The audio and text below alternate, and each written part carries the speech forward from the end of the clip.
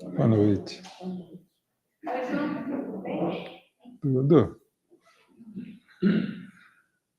Boa noite a todos. Que a paz de nosso Mestre Jesus nos cubra a todos e a vocês, nossos irmãos que nos acompanham também. Sejam muito bem-vindos para mais uma reunião aqui no Samaritano de estudo do Evangelho. Mas antes, vamos pedir o amparo da espiritualidade superior. Afinal de contas, sem eles, a gente não consegue muito, né? Então, convido a todos a elevarem o pensamento a Deus, a nosso Mestre Jesus. Vamos entrar em sintonia com os nossos amigos espirituais, para que ao longo de nossa reunião, eles nos possam conceder a bênção, a luz, a proteção e o amparo, que os assuntos que vamos abordar nessa noite possam adentrar a nossa mente, mas principalmente o nosso coração, e se transformar em ações para continuarmos caminhando rumo a Jesus. Que assim seja, graças a Deus. O capítulo 1º do Evangelho segundo o Espiritismo tem um nome muito sugestivo: não vim destruir a lei. Dentro da doutrina espírita, nós sabemos que Deus encaminhou através de Jesus 3 códigos de conduta para a humanidade e que nós chamamos popularmente de revelação. A primeira, os 10 mandamentos recebidos por Moisés, por volta de 1500 anos antes de Jesus. O segundo, o próprio Cristo trouxe, que é o Evangelho. E o terceiro, a revelação imortal da doutrina espírita, cada qual com o seu objetivo, cada qual em uma época de desenvolvimento espiritual da humanidade. Mas hoje eu gostaria de me ater com vocês um pouco mais sobre a primeira revelação, os 10 mandamentos. Isso me ocorreu lembrando de uma situação que eu vivi na nossa casa, lá em Cerqueira, há muitos anos atrás, antes da pandemia.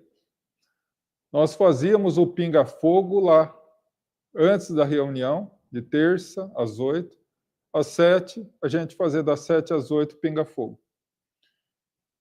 E uma moça perguntou para mim: João, não estaria a doutrina espírita defasada? Não seria o momento da espiritualidade superior nos mandar uma 4ª revelação? Ainda bem que a gente tem mentor ao lado nessas horas para nos ajudar. Ele chegou para mim ao meu lado, sorriu e disse: meu filho, como que vocês vão querer a 4ª revelação se vocês ainda não aprenderam a praticar nem a primeira? Então, eu achei que seria interessante a gente comentar um pouco, né, sobre os 10 mandamentos. Nós temos uma dificuldade oposta aos nossos irmãos evangélicos.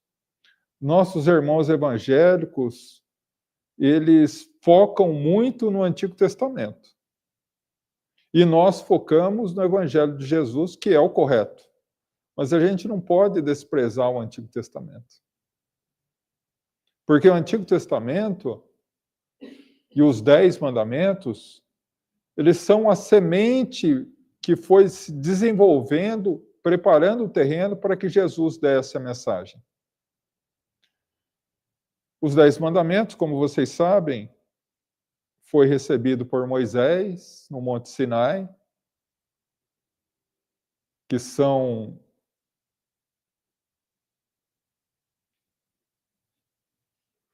como que eu posso colocar?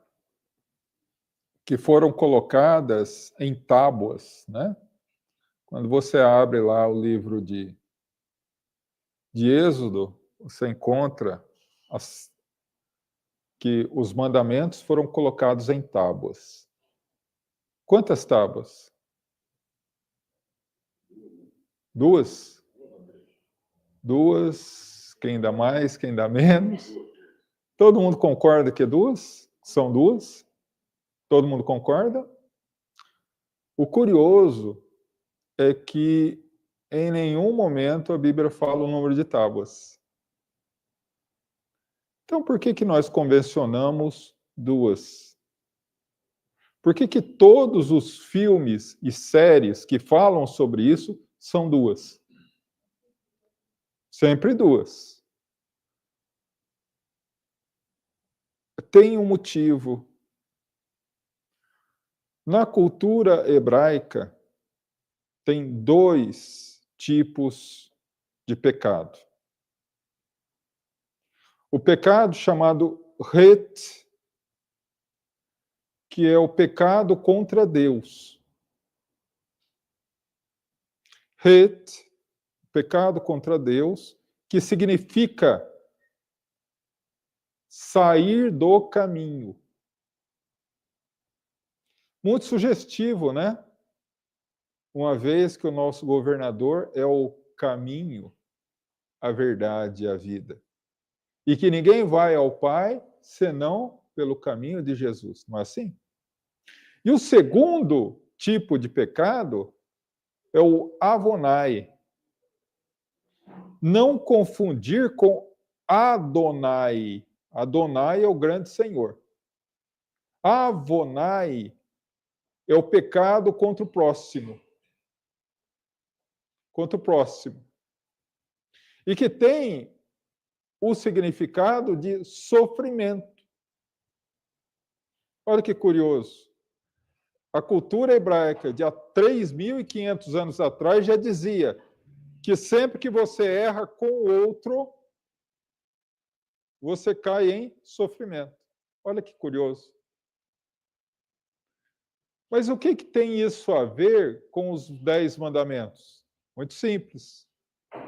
O Het, pecado contra Deus, são os primeiros 5 pecados. E o Avonai, o pecado contra o próximo, do 6º ao 10º. Querem ver que curioso? O primeiro mandamento da lei de Moisés.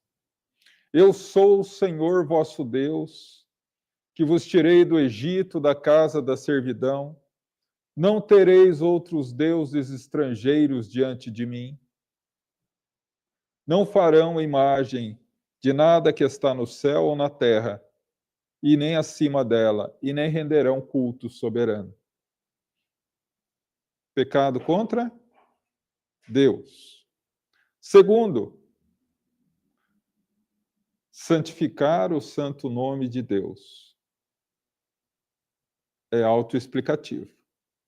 Pecado contra Deus. Terceiro, lembrar de santificar o dia de sábado. O que é o santificar o dia de sábado? É o que na cultura hebraica a gente chama de Shabat. É o dia da conexão com Deus. A pessoa abandona tudo do material e vivencia a experiência com Deus. Quarto, honrar pai e mãe, para que Deus vos conceda longos anos sobre a terra. Algumas traduções falam para que Deus vos conceda a terra por herança. O que tem a relação pai e mãe com Deus? Porque honrar pai e mãe é um pecado contra Deus, infringir essa lei. Porque na cultura hebraica, o pai e a mãe eram representantes diretos de Deus na vida do filho. Errar contra o pai e contra a mãe estava errando contra o próprio Deus. E o quinto, não matar. A vida é o bem supremo. Ir contra ela é atentar contra o próprio Senhor da vida. E o Avonai? Do 6º ao 10º. Pecado contra o próximo. Percebam, 6º mandamento, não furtar. Quem? O próximo. 7º, não furtar foi o 6º. Ainda não. Não, gente, o 7º, não cometer adultério. Não cometer adultério. Contra o próximo. 8º, não levantar falso testemunho contra o vosso próximo. 9º, não cobiçar o homem da próxima. Não é isso? Não? Na minha tradução, quando eu fizer a tradução do Evangelho, vai ser assim. Não cobiçar a mulher do próximo. E 10º, não cobiçar a casa do vosso próximo, nem seu servo ou serva, nem seu asno, nem nada que lhe pertence. A inveja. Veja que do 6º ao 10º são pecados contra o próximo. Qual era a penalidade para quem infringia o ret, pecado contra Deus, os 5 primeiros? A morte. Não tinha conversa. Qual era a penalidade para quem infringia do 6º ao 10º? E aí, antes de eu falar, briguem com Moisés, não tem nada a ver com isso. Se fosse homem, ele ia ou na sinagoga, ou no templo, em Jerusalém. Dependendo do crime que ele cometesse, ele se utilizava de uma rolinha, de um bode, ou de algo assim. Num ritual, em uma oração, ele colocava a testa dele na testa do animal, o sacerdote fazia um ritual de transferência do pecado. Transferia o pecado para o animal e o sacrificava. A origem do termo bode expiatório. Né? E se fosse homem? E se fosse mulher? A morte. Tanto é que a mulher adúltera, ela fez o quê? Cometeu qual pecado? O 7º. Não adulterarás, né? Não cometereis adultério.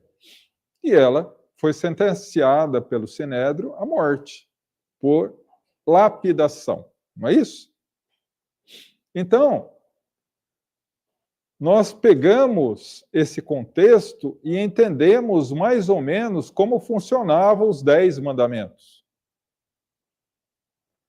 E qual a finalidade dos 10 mandamentos em uma sociedade que há 3.500 anos ainda estava na infância espiritual. Qual é o objetivo da primeira revelação? Ensinar o que à humanidade? E aí eu vou pedir auxílio dos pais e mães aqui. Quando você está conversando com o seu filho ou sua filha, na primeira infância, qual a palavra que você mais usa? Não. Então, a primeira revelação veio ensinar à humanidade o que não fazer. Dos 10 mandamentos, 8 tem a palavra não. Entende? Por quê? Porque nós primeiro precisamos ensinar, aprender o que não fazer. Depois, em Jesus, nós aprendemos o que fazer. E dentro da doutrina espírita, nós aprendemos como fazer. Mas vamos voltar lá na primeira. Porque muita gente fala assim, o que a doutrina espírita tem que fuçar nos 10 mandamentos? Uma coisa ultrapassada. Ninguém mais liga para isso. E aí eu faço a seguinte questão. Qual dos 10 mandamentos? Qual dos 10? Tem 20? Tem os 10 mandamentos judaico e os 10 mandamentos católico. Não é mesmo? Tanto que aqueles que, como eu, foram na infância na igreja, fizeram a primeira comunhão e receberam aquele livrinho bonitinho, com terço, até hoje eu tenho guardado. E você vê lá, o terceiro mandamento não é lembrar de santificar o dia de sábado, é guardar domingos e festas, não é? Por quê?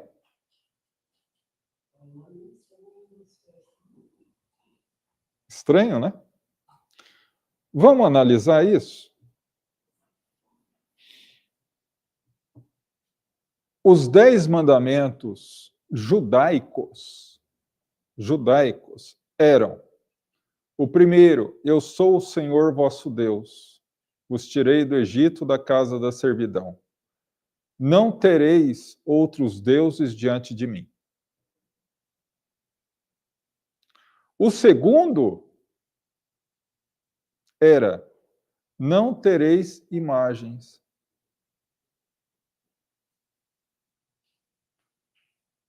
Estranho, né? O terceiro, e aí continua, é o segundo. Não, santificar o nome de Deus. Quarto, lembrar de santificar o dia de sábado. Quinto, honrar pai e mãe. Sexto, não matar. Sétimo, não furtar. Oitavo, não cometer adultério. Nono, não levantar falso testemunho contra o vosso próximo. Então vai ter 11? Porque aí está faltando não cobiçar a mulher do próximo e não desejar as coisas do próximo. Só que o que aconteceu? O não cobiçar a mulher do próximo fazia parte do 10º. Era não cobiçar a casa do próximo, nem a mulher do próximo, nem seu servo ou serva. Por quê? Vão brigar com Moisés mais uma vez. Naquela época, a mulher era propriedade do marido. Não tinha diferença entre a esposa e um animal. Vão discutir com Moisés. Mas por que a Igreja Católica mudou? Porque ia ficar muito estranho o segundo mandamento: não tereis imagem. Então, o que eles fizeram? Eles juntaram o não fazer imagem com o primeiro e ficou assim: não, eu sou o Senhor vosso Deus, que vos tirei do Egito, da casa da servidão. Não tereis outros deuses diante de mim, e nem farão imagem talhada, esculpida, de nada que está no céu ou na terra, e não lhes renderá culto soberano. Quer dizer, imagem pode fazer, mas não pode cultuar a imagem. Aí fica tudo tranquilinho. Só que se eu tiro um eu tiro o segundo e jogo para o primeiro, vai faltar um lá. No fim, vai ficar 9 mandamentos. Como é que faz? Pega o último mandamento, tira a mulher do bolo. Não desejarás a casa do próximo, nem a mulher, nem o asno, nem os servos. Tira a mulher, coloca a mulher no 9º, não cobiçar a mulher do próximo, e deixa o 10º, a casa, o asno, os servos e tudo que lhe pertence. Então, muda. Então, hoje a gente tem o quê? Os 10 mandamentos judaicos e os 10 mandamentos católicos. Mas vamos utilizar, para nossas considerações aqui, os 10 mandamentos da doutrina católica. Por quê? Porque ao longo dos séculos, eles ficaram já canonizados na nossa consciência. Tanto é que no primeiro capítulo, Kardec, ao analisar os 10 mandamentos, ele cita os 10 mandamentos como o cânone da Igreja Católica. Tá? Então, vamos, para a nossa reflexão, analisá-los como a Igreja Católica determina. Tá bom? É só para vocês saberem que tem essa diferença. Porque muita gente olha e fala, mas caramba, mas por que a Igreja fala em sábados e festas santas e os outros falam domingos e festas santas? E o outro fala sábado. Qual que está certo? Porque a teologia católica, ela fala que a partir da ressurreição de Jesus, o domingo se torna o dia do Senhor, não o sábado. O sábado é coisa de judeu. Né? Essa é a teologia católica. Bom, diante disso, vamos começar a analisar um por um. Tá? Olha que joia. Vou pedir agora para alguém, cada um de vocês vai me passar um mandamento e a gente vai comentando. Mas como eu sou muito bonzinho, eu já falei os 10, então não pode falar que não sabe, tá bom? Brincadeira, brincadeira. Vamos lá. O primeiro mandamento. Eu sou o Senhor vosso Deus, que vos tirei do Egito, da casa da servidão. Não tereis outros deuses diante de mim. Não farás imagem talhada nem esculpida de nada que está no céu ou na terra ou acima dela, e nem renderá culto soberano. Que nós resumimos em amar a Deus sobre todas as coisas. Mas o primeiro mandamento, ele se revela em ter apenas um único Deus. E Jesus, no Sermão do Monte, ele afirma, quando perguntaram a ele se ele vinha por ordem de Satanás, o Satã, o adversário. E ele diz, um reino dividido em partes não sobrevive. Ou você agrada um e descontenta o outro, ou agrada o outro e descontenta um. Não se pode servir a Deus e a Mamão. Então, será que nós cumprimos o primeiro mandamento da lei? Será que nós só temos um Deus? Não, João, eu sou cristão. Eu tenho um Deus só. É o Deus Todo-Poderoso. Quando nós precisamos de apoio, nós nos vinculamos a que Deus? Qual a nossa definição de Deus? Tem duas definições de Deus. Qual que a gente usa? A definição do Antigo Testamento e a definição do Novo Testamento, de Jesus. A definição do Antigo Testamento é que o povo mais usa. O Senhor dos exércitos, onde o povo hebreu, na época, ainda numa infância espiritual, faz uma transferência de sentimentos do homem para Deus. Ele coloca em Deus sentimentos humanos. Então, é um Deus que premia quem obedece, castiga quem desobedece. Escreveu, não leu, pau comeu. E aí você pega toda a história do Antigo Testamento, você vê. Deus pedindo sacrifício dos inimigos, não é? Como que é mesmo? Me ajudem aí quem gosta de Salmo, o Salmo 91 de Salomão. Tem uma parte que ele fala assim: 1000 cairão à minha direita, 10.000 à minha esquerda, mas eu passarei triunfante. Não é o Senhor, o meu Senhor, o resto. Deus é o meu.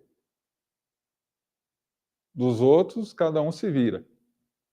Não é o Pai de toda a humanidade, de todo o universo. Será que a gente não age com Deus assim?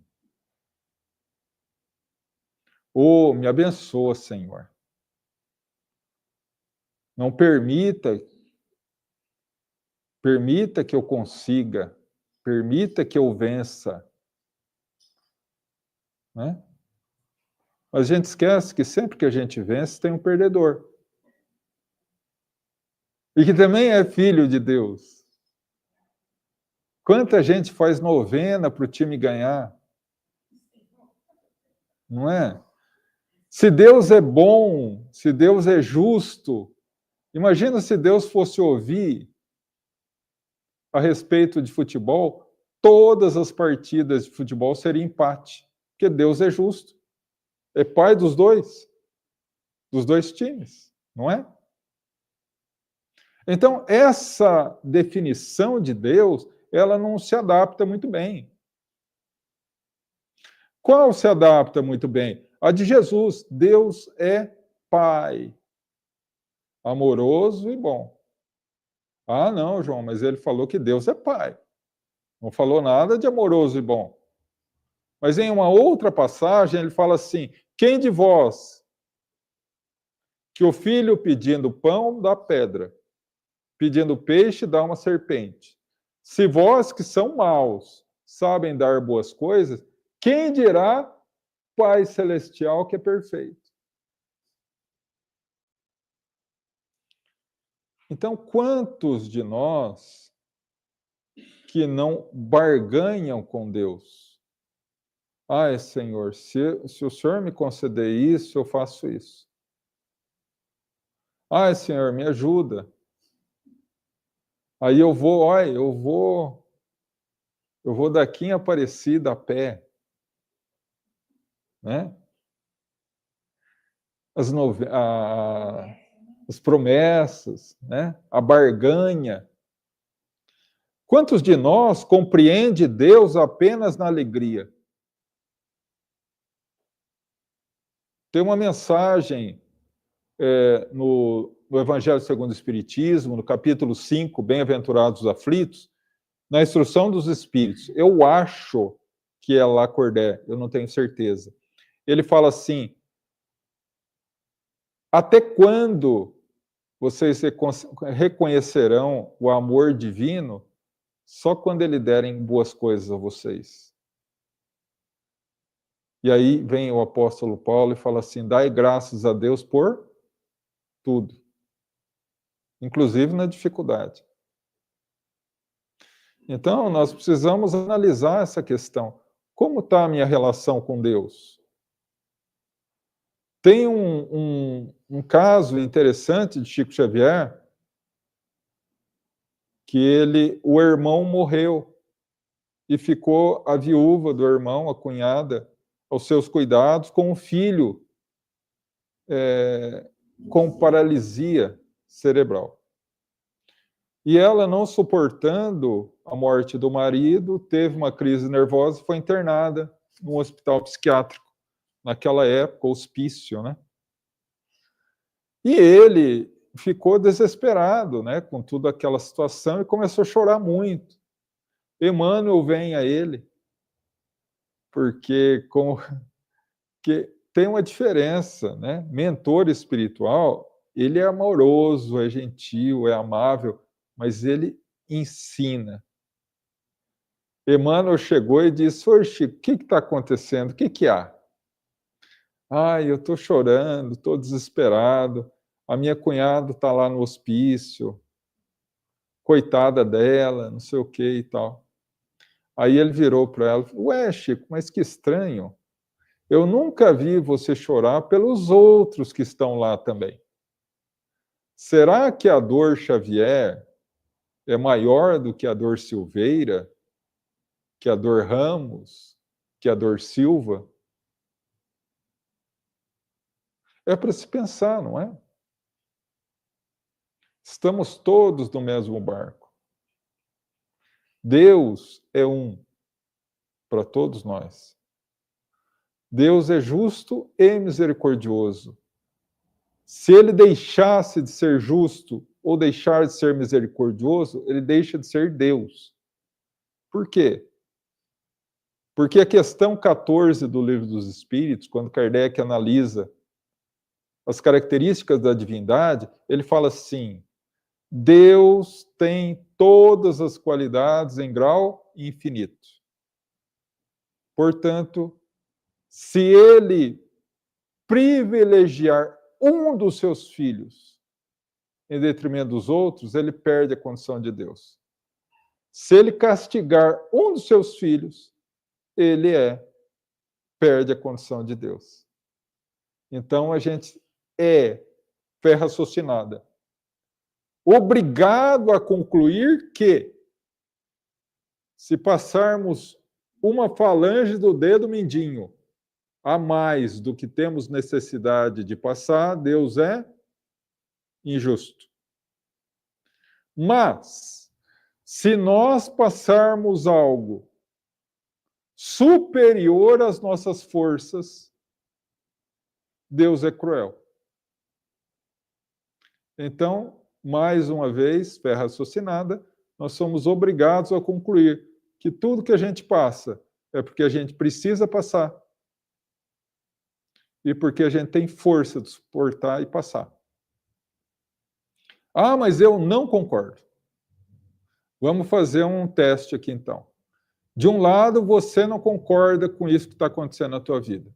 Do outro lado, questão primeira do Livro dos Espíritos, a inteligência suprema, o ser mais inteligente do universo, concluiu que é a melhor forma. Quem que tem razão? Deus. Né? Nós todos estamos em sintonia direta com Deus. Gosto desse exemplo. E essa relação, sempre que essa relação desarmoniza, a consequência é a dor e o sofrimento. Pergunta: numa relação entre eu e Deus, sendo Deus a perfeição absoluta e eu, vamos deixar para depois comentar isso aí, quem desarmoniza a relação? Eu ou Deus? Eu. E se o sofrimento é a consequência natural da desarmonização, quem é o responsável pelo sofrimento? Eu. Então, por que a gente fala, por que Deus está me castigando? Por que Deus me colocou essa cruz? Por que Deus fez encarnar esse meu irmão, essa minha sogra, essa minha esposa, esse meu filho? Por quê? Entende? E não é coisa de Kardec, não. É coisa de há 3.500 anos atrás. Amar a Deus sobre todas as coisas, não é isso que a gente tem que fazer? Segundo, não utilizar o santo nome de Deus em vão. Ah, é só não falar o nome de Deus que está tudo certo. como os hebreus, né? Os hebreus, eles não usam o nome de Deus, de tal forma que eles não têm o nome de Deus. Eles usam dois nomes para Deus.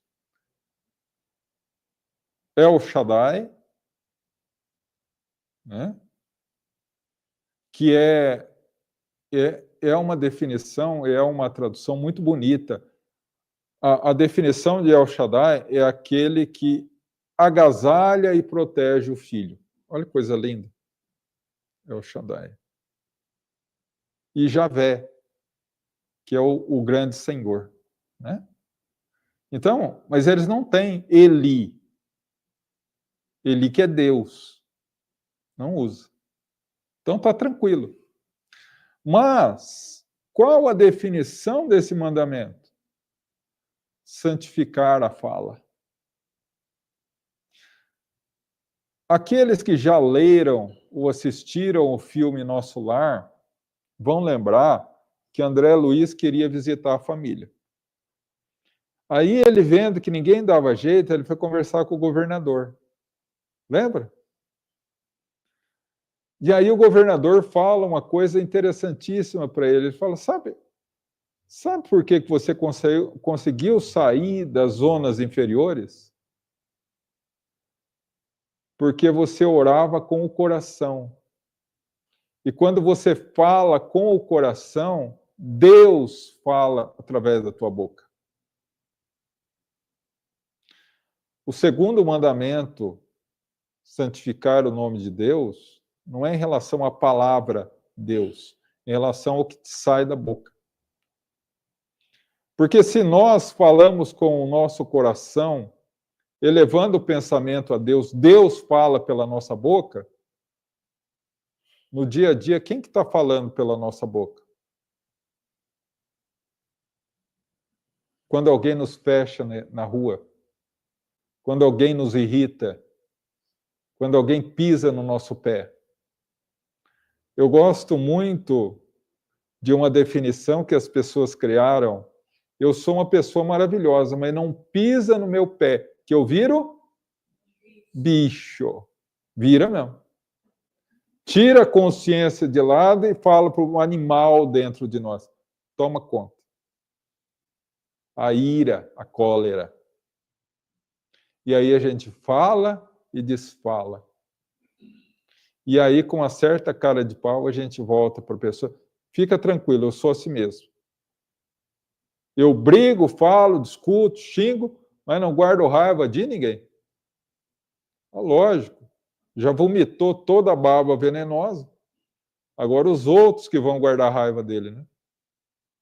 Então, o honrar, o santificar o nome de Deus é santificar as palavras.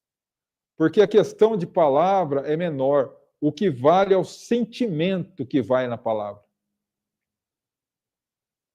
Né? A pessoa chega em casa, olha para o marido e fala, meu anjinho. Aquele anjinho sai com uma cara de demônio. Vem cá, meu anjo. Homem sabe o que eu estou falando. Mulher, quando chama você pelo nome completo, você começa do dia que vocês se conheceram, fazendo uma análise, um inventário. O que eu aprontei? Né?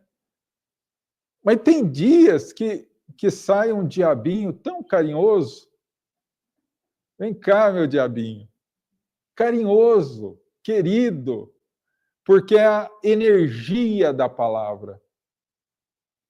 Jesus falava amaldiçoado ou triste daquele que fala raca. Raca, que era uma palavra na cultura hebraica que era usada para menosprezo do outro. Né? Usar raca era que você menosprezava a pessoa. Então, a palavra não interessa. O que interessa é o sentimento que você carrega na palavra. É quem que está falando pela tua boca.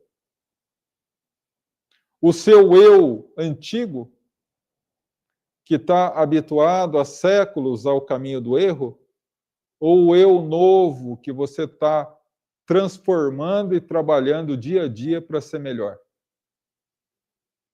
Depende de nós. O terceiro, santificar o dia de sábado. Por que sábado? Porque sábado é o último dia do mês, ou da semana, né? O último dia da semana. A própria tradição hebraica coloca o último dia da semana como o dia do descanso de Deus quando criou o mundo. Parênteses, caixa alta, negrito, itálico, sublinhado, piscando. Adão, Eva, criação em 7 dias são uma parábola. Tá? Kardec ainda faz uma referência na Gênese entre os 7 dias da criação e as 7 eras geológicas da Terra. Mas é uma parábola. Tá? Então, quando nós falamos nessa condição, a gente compreende que o sábado, o último dia, um dia na semana, deve ser entregue a Deus. O Shabat dos judeus não era para ficar em casa, fazer churrasco com a família ou assistir Silvio Santos. Não. Era um dia, até hoje o é, de entrega total e restrita a Deus. Eles passam o dia inteiro orando, jejuando, na filosofia deles. É a desconexão do mundo para conectar com Deus. Porque para conectar com Deus, nós precisamos desconectar do mundo. E aí, vamos fazer um link com a passagem do jovem endemoniado que Jesus cura. Vocês lembram dessa passagem? Não é o de Gadara, não. É um jovem. Ele tinha acabado de descer do Monte Tabor e o pai traz o menino e fala: meu filho está endemoniado.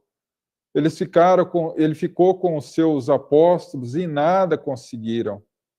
Tem piedade. E aí ele traz o menino. E ele fala 6 palavras. Espírito surdo e mudo, sai dele. E o menino ficou bom. Um dos apóstolos vem a Jesus meio enciumado. O apóstolo Mateus não falou isso, mas estava.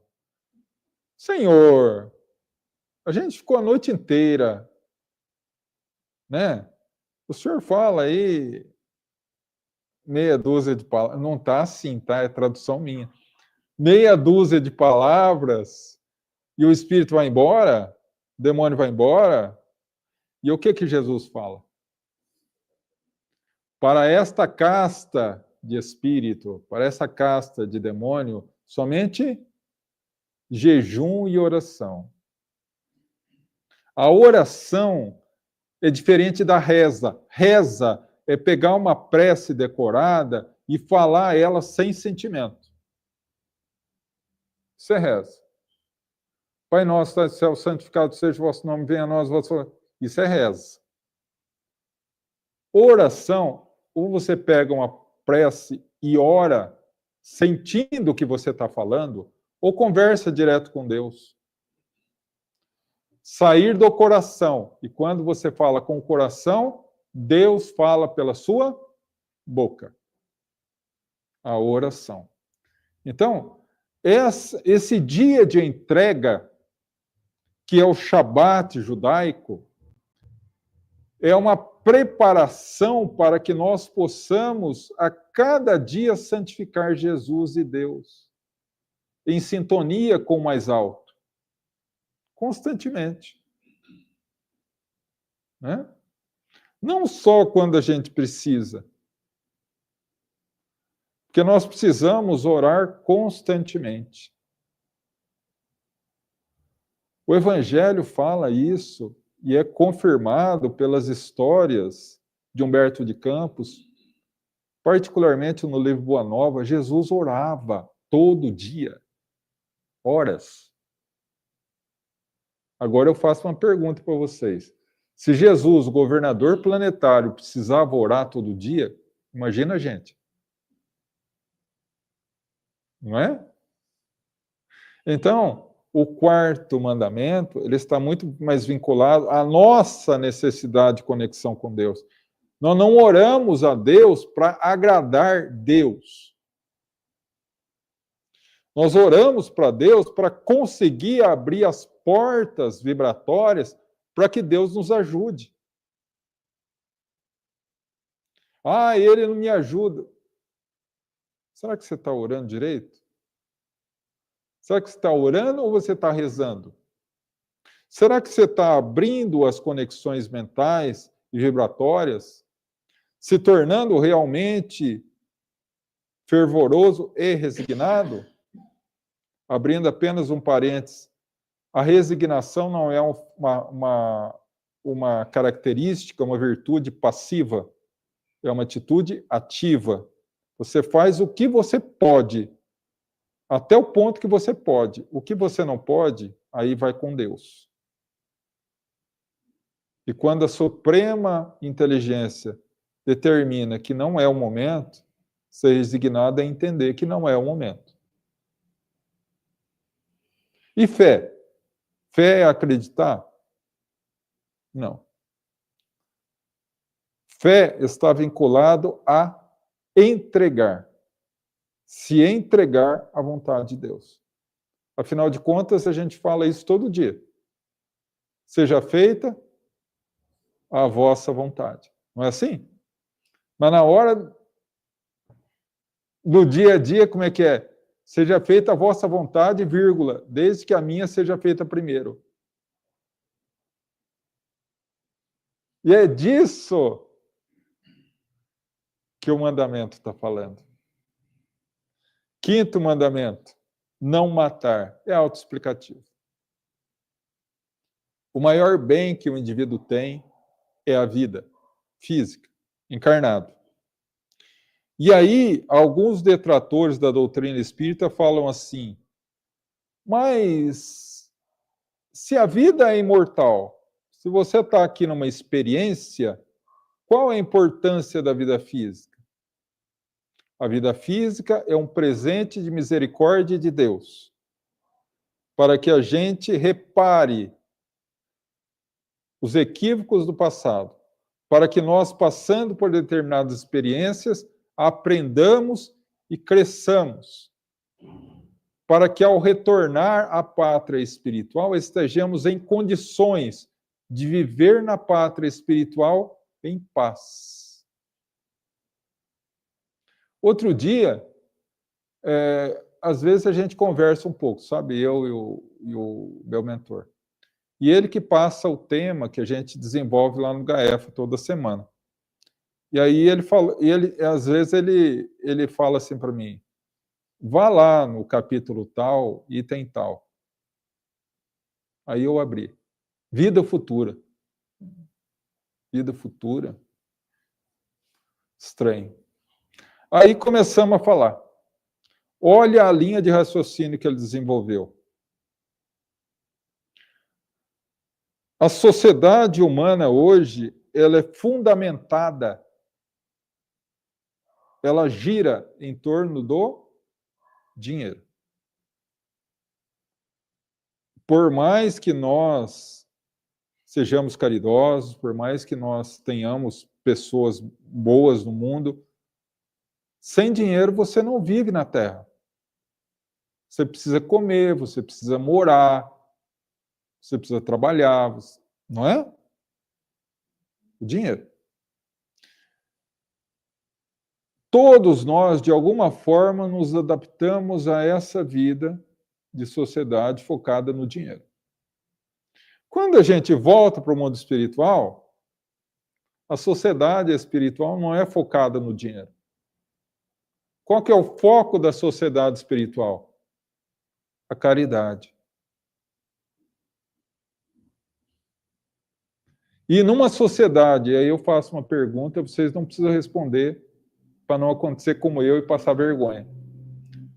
Numa sociedade fundada na caridade, Você já tem condições de viver numa sociedade dessa ou não?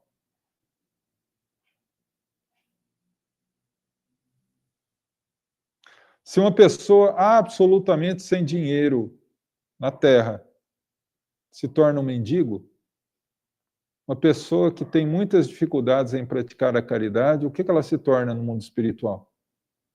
Ela vive bem e tranquila lá? Ela não se adapta lá. Tem que vir para a Terra, renovar a sua conduta, modificar a estrutura do teu comportamento para poder se adaptar lá. Por isso que é tão importante a vida física. Porque a vida física é a divina oportunidade que a gente tem de se adaptar a morar lá. A gente não volta para ser castigado. A gente volta para conseguir condições de viver no mundo espiritual bem. Por isso, a questão 170 do Livro dos Espíritos. O que acontece com o espírito na sua última encarnação? Se torna espírito puro. Não precisa voltar mais. Por isso que é tão essencial a vida física. Por isso que a vida física é um crime contra Deus. Oi?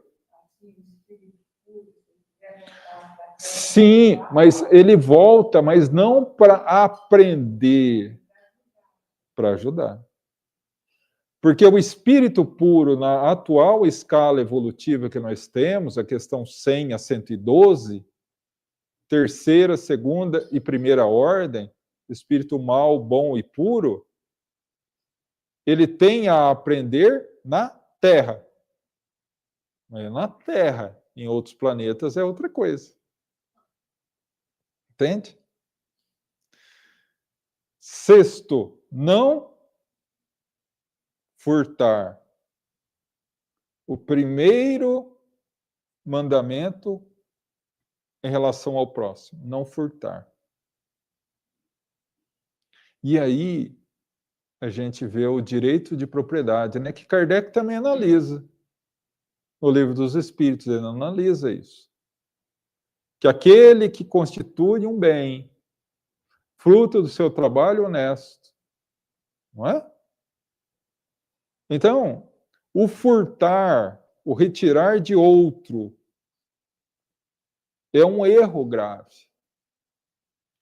Lembra qual é o nome do pecado contra o próximo? Que eu falei no comecinho? Avonai. E qual o outro significado de Avonai? Sofrimento. Sempre que eu erro contra o próximo, eu sofro. Lei de causa e efeito. Eu posso sofrer ou posso reparar através da prática do bem. Mas eu sempre vou reparar na área que eu errei. Se eu for um ladrão, não precisa ser um ladrão, muito ladrão. Vamos imaginar assim. Lembra? Eu vou usar esse termo, vocês vão saber a minha idade. Os mercadinhos de antigamente não era que nem hoje, supermercado. O seu Zé da vendinha, ele pesava o arroz, pesava o feijão, o açúcar, né?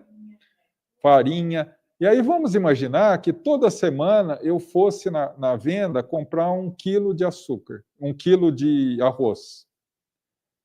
E ele mudava para vender para mim 900 gramas, ao invés de 1 quilo. Só que ele fez isso durante 30 anos para todos os clientes. Quantos campos de arroz ele acumulou em dívida ao longo de uma existência inteira? Vai ter que plantar muito arroz. No sentido literal da palavra, mas lógico, ele tem possibilidade de reparar de outras formas, mas veja a responsabilidade. Porque não é apenas a responsabilidade com quem foi prejudicado. Por isso que quando um candidato ganha a eleição, o seu orientador espiritual, o seu anjo da guarda, chora. Porque é um sacerdócio. A política é um sacerdócio. Vamos imaginar que ia construir um hospital em uma determinada região pobre. Só que o deputado, o senador, o político responsável por encaminhar essa verba, eu sei que tem que ter uma força de pensamento, porque isso não ocorre no Brasil, então vocês têm que se esforçar. Lembrem da Suíça, tá? E aí fica mais fácil. Qual a responsabilidade? Todas as pessoas que sofrerem em virtude daquela falta de hospital, uma parcela daquele sofrimento cai na conta de quem desviou. Imagina quanta gente. O que faz Emmanuel dizer assim: se aquele que desfere o golpe soubesse as consequências do golpe, preferiria ter nascido sem braço do que ter cometido a agressão. Né? Sétimo. Qual é o sétimo mandamento? A gente já comentou aqui 2 vezes, hein? É estranho isso, né? Quando a gente olha essa pessoa. Fica tranquilo, tranquilo, gente. Não cometer adultério. Ah, então eu sou solteiro, pode pular para outro, João. Adultério não é apenas conjugal. Adultério é traição. Trair amigos, trair família. E o que é trair? Trair é você agir contra aquilo que você disse, aquilo que você empenhou, aquilo que você se comprometeu a fazer. Não só com a esposa, com o marido, com os filhos, com o pai, com a mãe, com os irmãos, com a espiritualidade superior. Olha, me deem a oportunidade de encarnar, que dessa vez eu me acerto com fulano. Eu quero me acertar tanto com ele que a gente já combinou, a gente vai vir irmão para resolver o problema.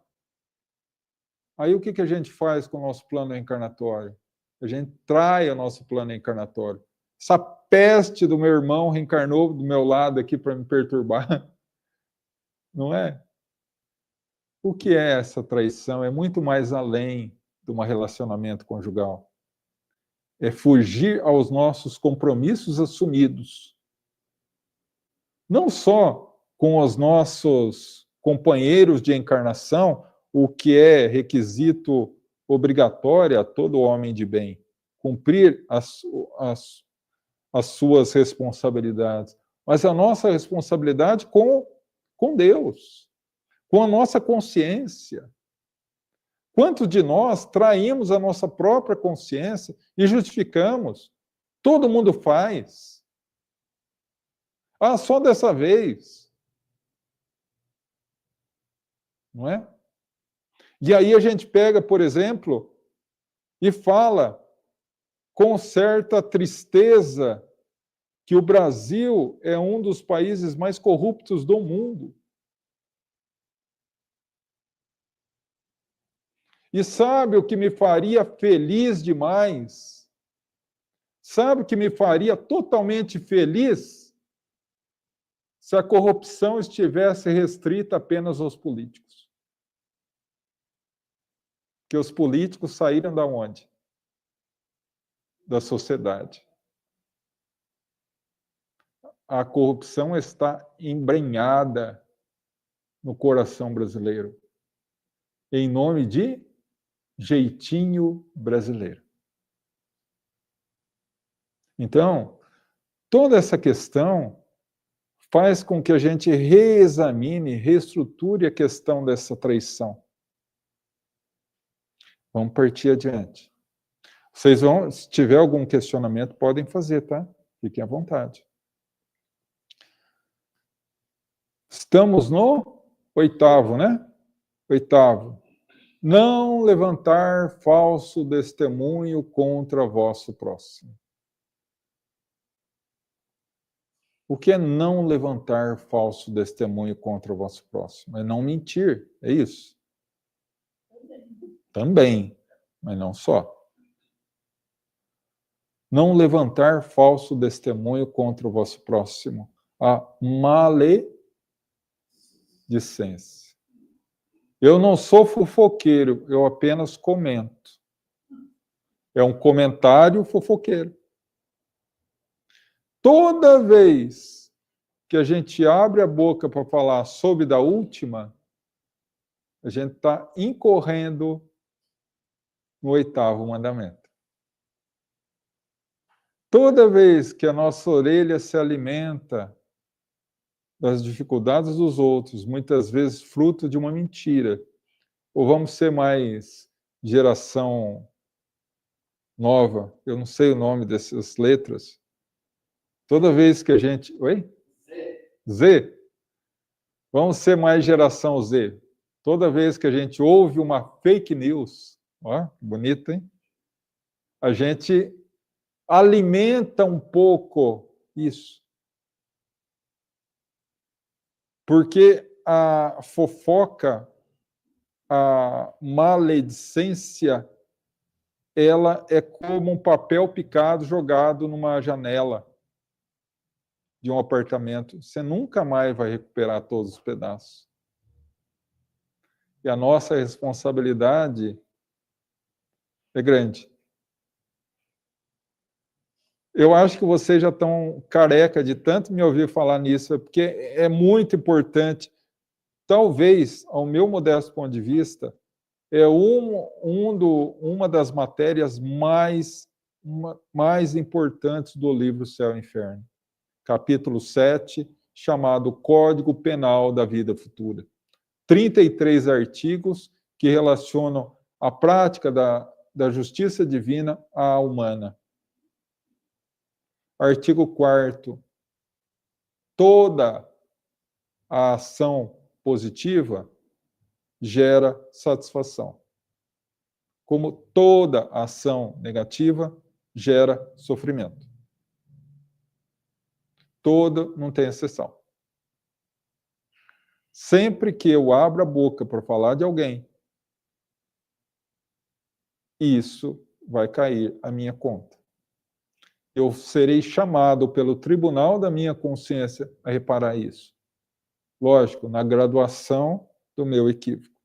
Né? 9º mandamento, não cobiçar a mulher do próximo, já que vocês não querem o homem da próxima. Naturalmente que essa é uma relação conjugal de 2 vias. Tanto a mulher quanto o homem.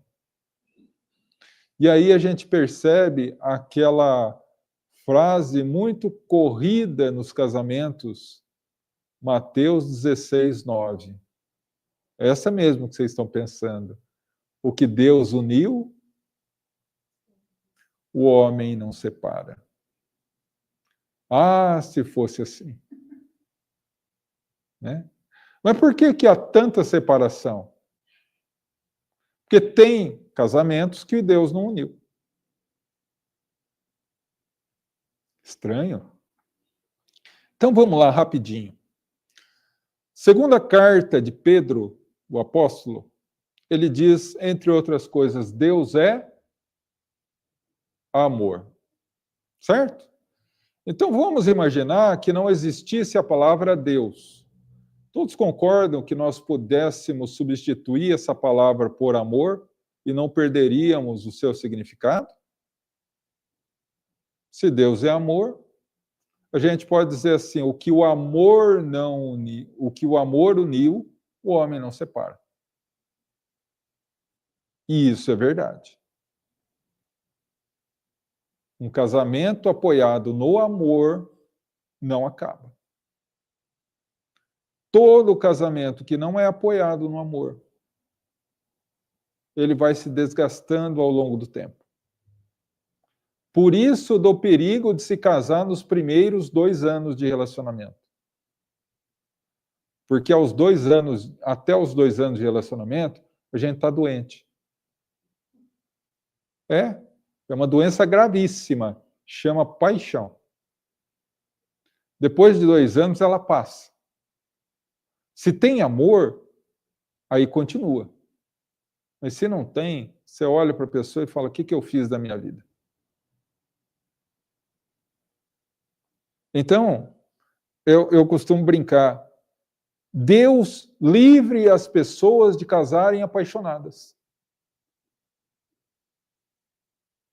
Quando elas devem casar, amoradas, ou seja, envolvidas pelo amor verdadeiro. Não é? Porque daí o casamento vai. Tinha um casal que ia na nossa casa, no Gaefa, meu Deus, era uma referência para a gente. Ele morreu com 97 anos. Ela, quando ele morreu, ela tinha 94. Eles viveram juntos 76 anos. Sabe o que é isso? E ele dava risada e falava para mim, João, e a gente já combinou, eu e a Maria. A gente já assinou o contrato de casamento para a próxima encarnação. Ele chegava e contava para mim que ele estava andando pela rua da cidade dele e passou em frente à casa dela e falou, você não quer casar comigo? E ela falou, não posso, eu vou para o convento. E aí ele virou para ela e falou assim, se você for freira, eu viro padre. E casaram. 1 mês antes de ir para o convento, eles se casaram. Então, esse é um relacionamento saudável. Olha que maravilha. Meus pais estão com 62 anos. Então, um relacionamento para vingar tem que ter uma relação de amor. Porque o casamento, ele é um curso intensivo para aprender a perdoar. Se você tem dificuldade em perdoar, você não permanece casado. Porque todo santo dia tem um pepininho. Não tem? Não é? Então. Mas vamos mudar de assunto, porque às vezes a Ellen assiste a live, aí, né? Vamos para o 10º. O 10º é não cobiçar a casa do vosso próximo, nem seu servo ou serva, nem seu asno ou seu burro, em nada que lhe pertença. Não ter inveja.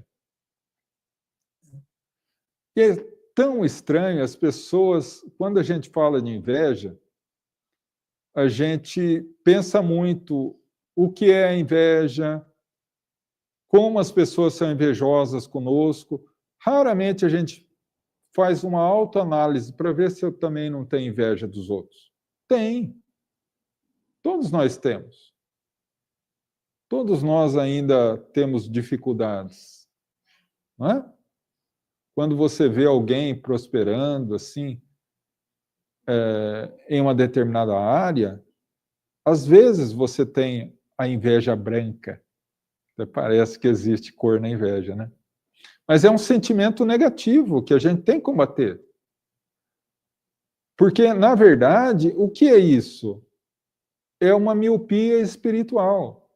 A pessoa vê o resultado.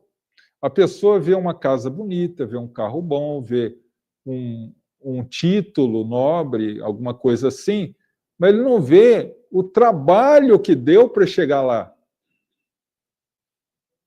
A pessoa, vamos pegar um exemplo, a pessoa vê um médico bem estruturado, um salário muito bom, uma casa boa, um carro bom. Ele não vê que ele parou de viver durante 1, 2 anos para passar no vestibular. Parou de viver durante 6 anos para fazer uma faculdade integral de medicina, que não é fácil. vai para a residência e dorme quando dá. Isso quando encontra um emprego e rala a vida inteira para chegar a ter uma condição razoável de vida. Isso ninguém vê. Não é? Por isso que ninguém tem inveja de quem está no hospital.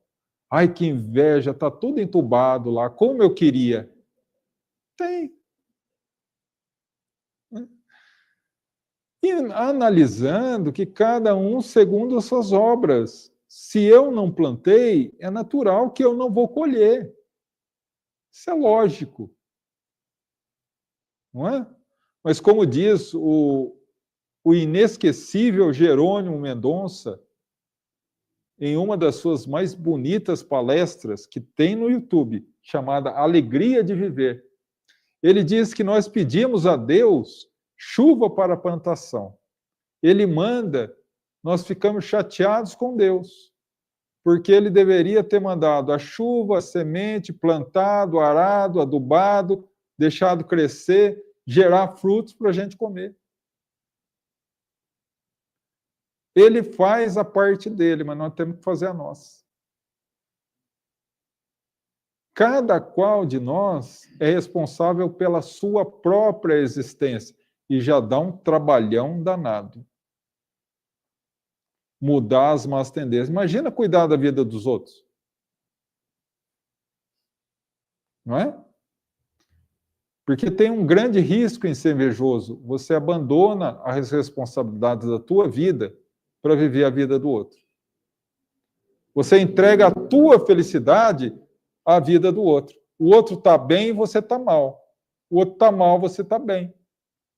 Você não comanda a sua vida. É o invejoso.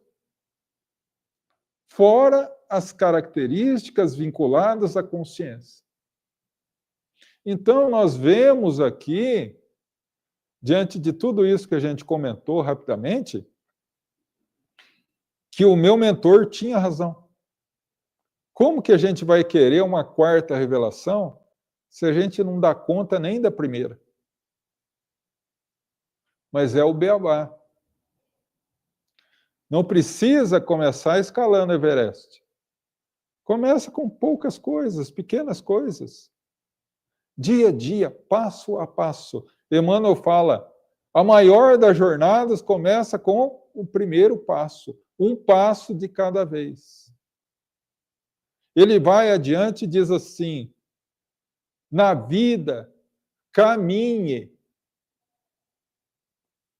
por lágrimas, sofrimentos e dores, caminhe, nem mesmo que seja 1 milímetro por dia. Então, a partir daí, nós compreendemos a necessidade da renovação íntima. Da estrutura de tudo isso que a gente sabe. Da revelação dos 10 mandamentos. Da revelação do Evangelho de Jesus. Da revelação da doutrina espírita. Isso tudo foi nos dado para que a gente possa se vangloriar em conhecer? Não. Para que nós possamos colocar em prática e aí sim encontrar a felicidade e a paz. Porque o único motivo que nos fez encarnar é ainda não estarmos prontos para viver no mundo espiritual em paz, de consciência. Que Deus nos ajude para que a gente consiga nessa encarnação. Não é? Vamos à prece final e logo após o passe. Agradecemos, Senhor Deus, nosso Mestre Jesus, queridos trabalhadores do Bom Samaritano, pela oportunidade que nos concederam nessa noite, pelas reflexões, e rogamos a tua misericórdia, nos fortalecendo para que ao sairmos daqui, um pouco da luz desse ambiente possa nos acompanhar aos nossos lares, nos fortalecendo e amparando a nós e a nossa família, para que possamos colocar em prática seus divinos ensinamentos. Que assim seja, graças a Deus. Vamos ao passe.